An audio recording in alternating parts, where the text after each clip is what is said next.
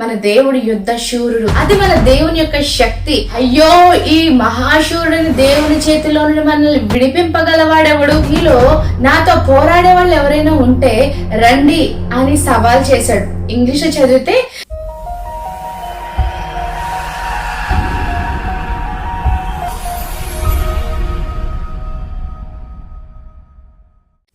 Praise the lord. వాక్యాన్ని చదువుకొని లేఖన ధ్యానంలోనికి వెళ్దాం. పరిశుద్ధ గ్రంథంలో అనేక మంది వీరుల గురించి, శూరుల గురించి మనం వింటూనే ఉంటాం. వారు చేసిన యుద్ధాల గురించి, రాజుల గురించి, వారి ప్రయాస గురించి, వారికి దేవుడు అనుగ్రహించిన విజయాన్ని గురించి చూస్తూనే ఉంటాం. కానీ దేవుడు ఒక ప్రత్యేకమైన రీతిలో తనను తాను ప్రత్యక్షపరచుకుంటున్నాడు. అదేంటంటే, మన జీవితాల్లో ప్రతిరోజు కూడా మనం అనేకమైన యుద్ధాలను చేస్తూనే ఉంటాం. వాటిలో మనకి సహాయం చేయడానికి మనుషుల దగ్గరికి వెళ్తాం. అది ఫైనాన్షియల్ కావచ్చు, హెల్త్ ఇష్యూస్ కావచ్చు, అది ఏదైనా కూడా మనుషుల సహాయం కొరకు వెళ్తాం. కొన్నిసార్లు మాకెవరు లేరు అనుకునే పరిస్థితుల్లో కూడా వస్తాం. అయితే పరిశుద్ధ గ్రంథమైన బైబిల్లో దేవుడు తానే శూరుడుగా మన పక్షంగా ఎలా యుద్ధం చేస్తాడో మనం ఈ రోజు తెలుసుకుందాం. సమూయేలు మొదటి గ్రంథంలో చూసినట్లయితే, సమూయేలు మొదటి గ్రంథము 17వ అధ్యాయము 51వ వచనం చదువుతున్నాను. వాడు బోర్ల పడగా దావీదు పరిగెత్తిపోయి ఫిలిస్తీని మీద నిలుచుండి వాని కత్తి వరదూసి దానితో వాని చంపి వాని తలను తెగవేసెను. ఫిలిస్తీయులు తమ శూరుడు చచ్చుట చూచి పారిపోయి. ప్రార్థన చేసుకుందాం. మహాగరుడ, మహోన్నతుడ, సర్వాధికారిని కొందనాలు చెల్లిస్తున్నాం. నీ శక్తితో, నీ కార్యములతో ప్రభా మమ్మలను అనుదినం తృప్తిపరుస్తున్నందుకు నీకు స్తోత్రం. ఈ దినమున లేఖన ధ్యానం చేసుకుని ఉండగా మీరే అయ్యా వినుచున్న వారి హృదయంలో కార్యము జరిగించి మహిమ పొందుకోమని యేసయ్య నామమున అడిగి వేడుకొని ప్రార్థిస్తున్నాను తండ్రి, ఆమేన్. చదవబడిన భాగాన్ని, అదే మొదటి సమూయేలు గ్రంథం 17:51లో మనం ఒక ప్రత్యేకమైన యుద్ధాన్ని చూస్తాం. అదేంటంటే, బాలుడైన దావీదు తన జీవితంలో చేసినటువంటి మొట్టమొదటి యుద్ధం గురించి ఆ వచనంలో చూస్తాం. అక్కడ సందర్భంలో ఫిలిస్తీన్ల శూరుడు ఎవరంటే గొలియాతు.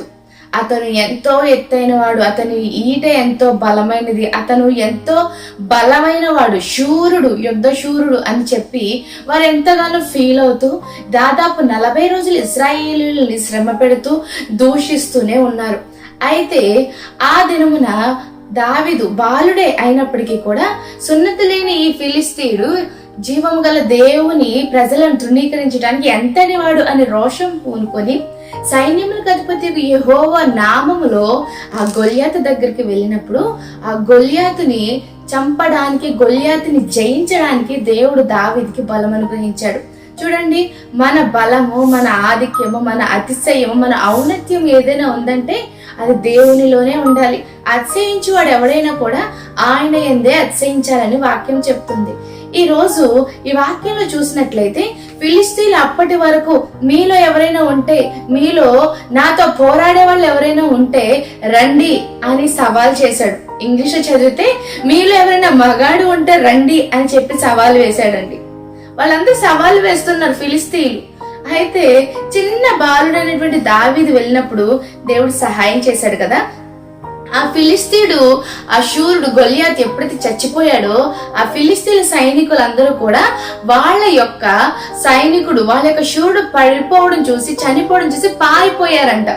దేవునికి స్తోత్రం కలుగును గాక. ఇదే విషయాన్ని సమూయేలు మొదటి గ్రంథంలోనే చూసినట్లయితే, సమూయేలు ప్రవక్తగా ఉన్న కాలంలో ఫిలిస్తీయులు ఇశ్రాయేల్ యొక్క మందసాన్ని తీసుకెళ్లిపోయి వాళ్ళ దేవత గుడి అయిన దాగోను గుడిలో పెడితే అది ఒకరోజు విరిగి ఆ మందసం ఎదుట పడిపోయింది.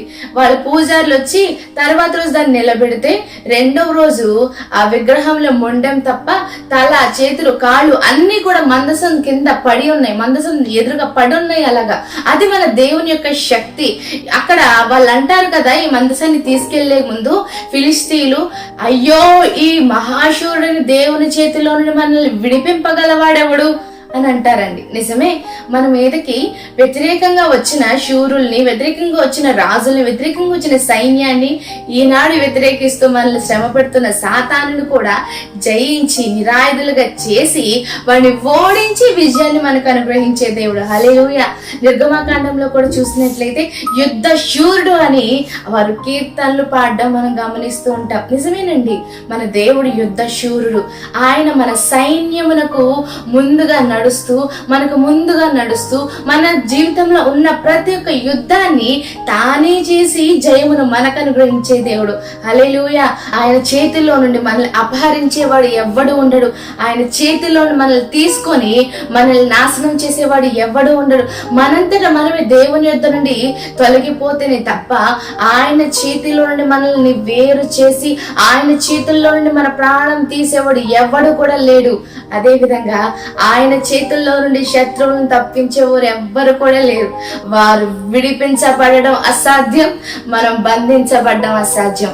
వారికి జయం అసాధ్యం, మనకు అపజయం అసాధ్యం. దేవునికి స్తోత్రం కలుగునుగాక. ఇటు గొప్ప దేవుని యొక్క క్రియలు మన జీవితంలో మాత్రమే కాదు, అనుదినము మన శత్రువైన మన సొంత శరీరముతో పోరాడుతున్నప్పుడు కూడా ఆ శూరుని యొక్క గుణములను కలిగిన వారమే మన శారీరక యుద్ధాల్లోనూ ఆత్మీయ యుద్ధాల్లోనూ బలం పొందుకుందాం. ఆయన యుద్ధ శూరుడు. ఆమేన్. ప్రార్థన చేసుకుందాం.